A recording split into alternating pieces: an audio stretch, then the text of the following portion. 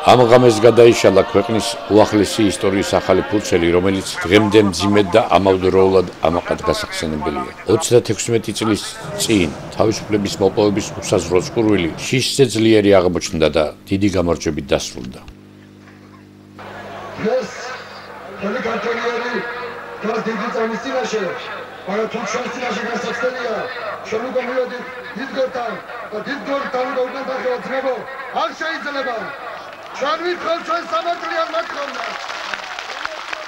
სიმღერა, რომელიც საქართველოს უახლესი ისტორიის რთულ ღამეს გვახსენებს და 9 აპრილის სიმბოლოდაა აქცეული, ყველაზე ნათლად იმ ტკივილსა და განცდებს აღწერს 9 აპრილის ღამეს აქციის მონაწილეებმა რომ განიცადეს.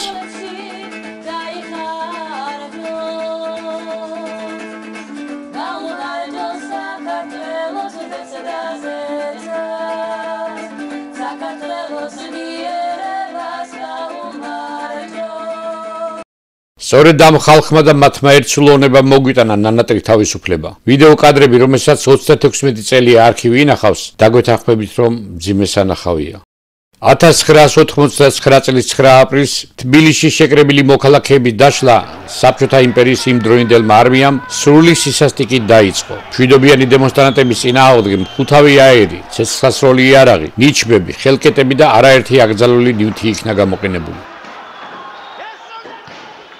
ქართველების მეხსიერებაში ტრაგიკული ღამე სამუდამოდ აღიბეჭდა. სოფლიომ კი გაიგო, რომ საბჭოეთის სისასტიკეს თავისუფლების მოყვარე ქვეყნის მოსახლეობა წინ აღუდგა და ქვეყნის დამოუკიდებლობისთვის ბრძოლას თავი შესწირა. ტრაგედიას, რომელთა შორის 3 არასრულწლოვანი იყო, 21 ადამიანის სიცოცხლე ემსხვერპლა. 4000-ზე მეტი ადამიანი კი მხუთავი აირით მოიწამლა. სხეულის მძიმე დაზიანება 10000-მდე მოქალაქემ მიიღო. 9 აპრილს 1989 წლის 18 მარტი უძღოდა წინ. მოვლენები კი აფხაზეთში დაიწყო, როდესაც სეპარატისტულად განწყობილმა მცირე ჯგუფმა საქართველოსგან გამოყოფა და დამოუკიდებელ რესპუბლიკად აღიარება მოითხოვა, რასაც საქართველოს მოსახლეობის აბსოლუტური უმრავლესობის სამართლიანი პროტესტი მოჰყვა. 4 აპრილიდან აქციამ საქართველოს დედაქალაქ თბილისში გადმოინაცვლა. მოსახლეობის მთავარი მოთხოვნა საქართველოს დამოუკიდებლობის აღდგენა იყო. მშვიდობიანმა მოქალაქეებმა მაშინ უადოში მშილობა გამოაცხადეს, რომელთაც სათავეში მერაბ კოსტავა, ზვიად გამსახურდია და ეროვნული მოძრაობის სხვა ლიდერები ედგნენ. მათ გამოსვლებს არქივი დღემდე ინახავს. ტრაგედიის დატრიალებამდე რამდენიმე საათით ადრე შეკრებილ ხალხთან სრულიად საქართველოს კათოლიკოს პატრიარქი, უწმინდესი და უნეტარესი ილია მეორე მივიდა, რომელმაც მშვიდობიან დემონსტრანტებს მოსალოდნელი საფრთხის შესახებ აცნობა და ლოცვისკენ მოუწოდა. ღამის 4 საათზე კი რუსეთის არმია ბრძანების შესრულებას შეუდგა. სამხედროებმა აქციის დაშლა დაიწყეს. უკვე დილით ქვეყანამ სხვა სრულიად ახალ რეალობაში გაიღვიძა. განხორციელებული სისასტიკის ფაქტებს საბჭოური რუსეთი ტრადიციულად მალავდა.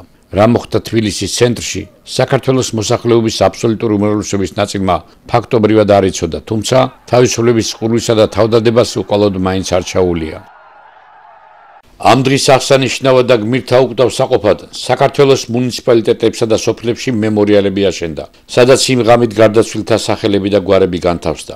ადგილობრივების ინიციატივით და მონდომებით ასეთი მემორიალი გურჯაანის მუნიციპალიტეტის სოფელ კარდანახსაც ამშვენებს. დღეს იქ ადგილობრივი ხელისუფლების წარმომადგენლები შეიკრიბნენ. მუნიციპალიტეტის მერმა გიორგი მაჭავარიანმა, საკრებულოს თავმჯდომარე ვანო ბერეზიშვილმა, დეპუტატის ბიუროს უფროსმა ზაზა შოშიაშვილმა და ხელისუფლების სხვა წარმომადგენლებმა მემორიალი ყვავილებით შეამკეს. 9 აპრილის ტრაგიკური მოვლენებიდან 36 წელი გავიდა უკვე. დღეს მე საკრებულოს თავმჯდომარესთან ერთად, მოადგილეებთან ერთად პატივი მივაგე სოფელ კარდენახში არსებულ მემორიალს.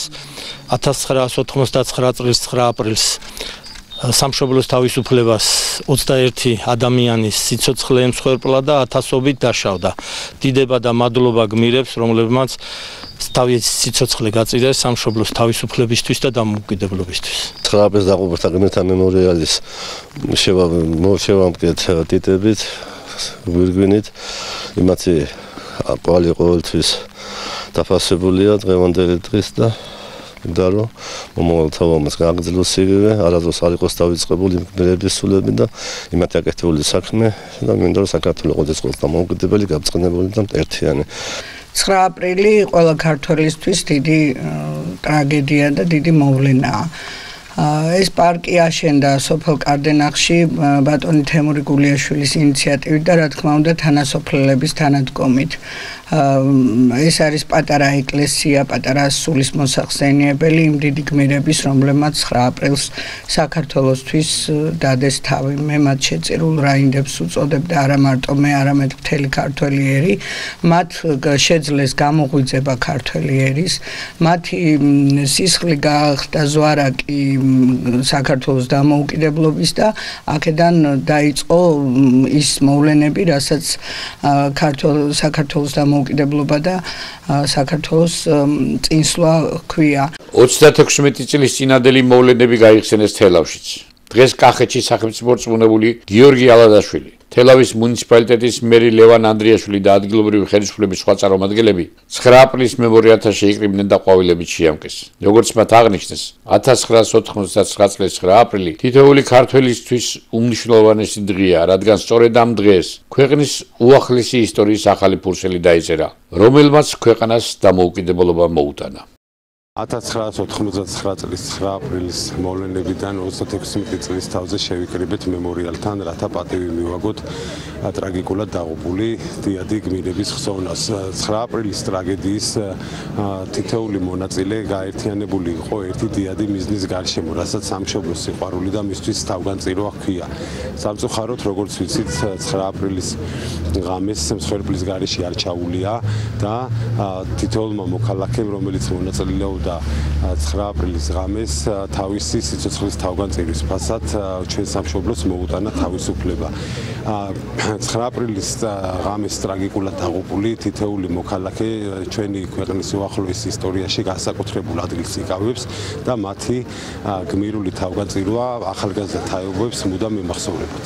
დღეს პატივი მივაგეთ 9 აპრილს დაღუპულ გმირების ხსოვნას. 36 წელი გავიდა მას შემდეგ, რაც საქართველოს ისტორიაში ერთ-ერთი გამორჩეული დღე იყო. ეს იყო როგორც ტრაგიკული, ასევე ის მნიშვნელოვანი გამარჯვების დღე, რაც საქართველოს მოიპოვა. ამ დღისით უამრავმა ქართველმა ადამიანმა თავი შეწირა საქართველოს დამოუკიდებლობას და პატრიოტიზმს. ჩვენ პატივცემთ მათ ხსოვნას, პატივს მივაგებთ და საქართველოსთვის ყოველთვის გმირებად იქნებიან ის ადამიანები, რომლებმაც 36 წლის წინ კიდევ ერთხელ დაუმტკიცებს თელს ქვეყანას, რომ არიან საქართველოს გმირები, ეროვნული პატრიოტები და მათ თავგანწირვაზე დგას ჩვენი ქვეყნის დამოუკიდებლობა. ეს დღე არაერთი პოეტის, წერლისა თუ კომპოზიტორის შემოქმედებაში დღესაც უმნიშვნელოვანეს ადგილს იკავებს.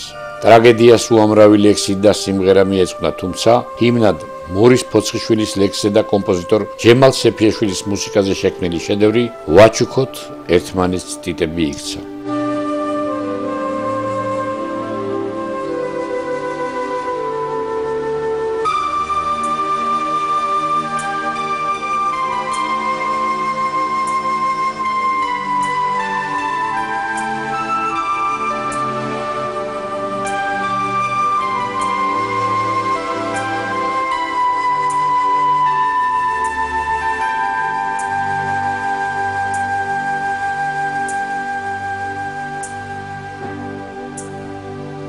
Დგება უტყვი და უჩვევი მე წამოვდილი გზებდგები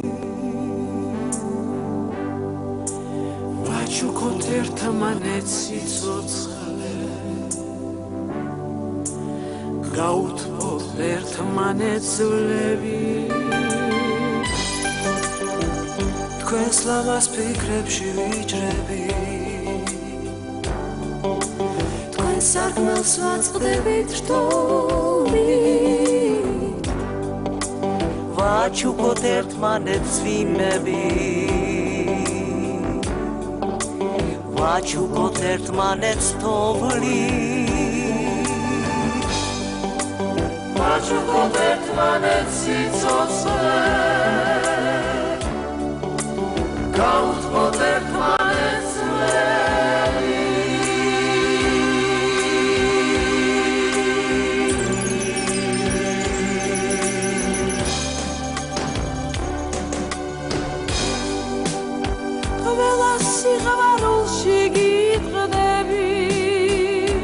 ლოცავთ და მიშრება ყელი ვაჩუქოთ ერთმანეთს დიდები ვაჩუქოთ ერთმანეთს ცრემლი გავუღოთ ერთმანეთს უკლებლი ჩავჭიდოთ ერთმანეთს ხელი ავსოთ ერთმანეთს გულები სიღრმის და სიცოცხლის წნელი ავსოთ ერთმანეთს გულები სიღრმის და სიცოცხლის წნელი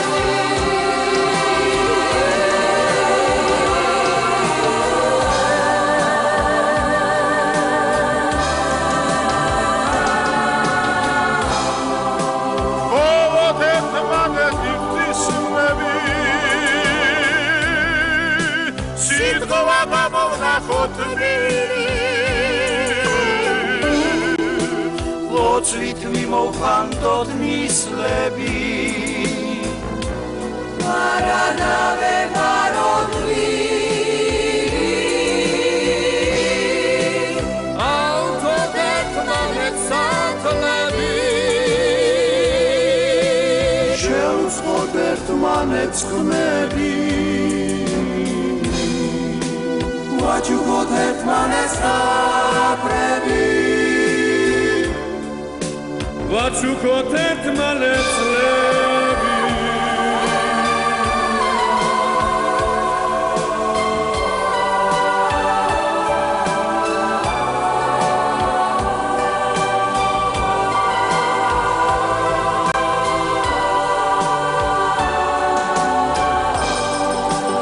ო სისხლო რა უცებ წყალდები რაუცებ თორები ვაჩუქოთ ერთმანეთს თვალები ვაჩუქოთ ერთმანეთს ფრთები ხობს ხელი სიმღერით ვიღადა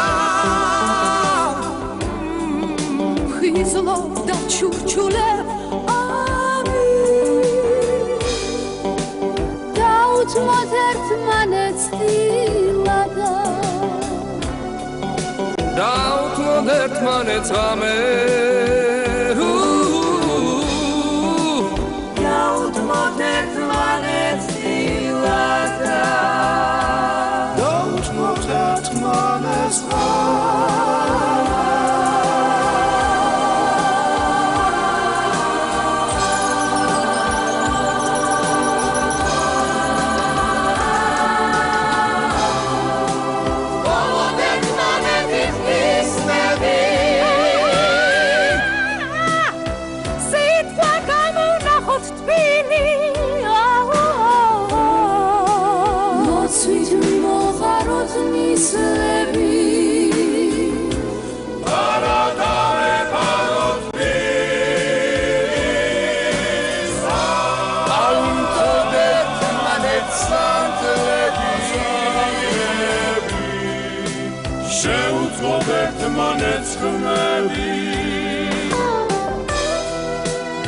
ვაჩუქოთ ერთმანეთს ხმები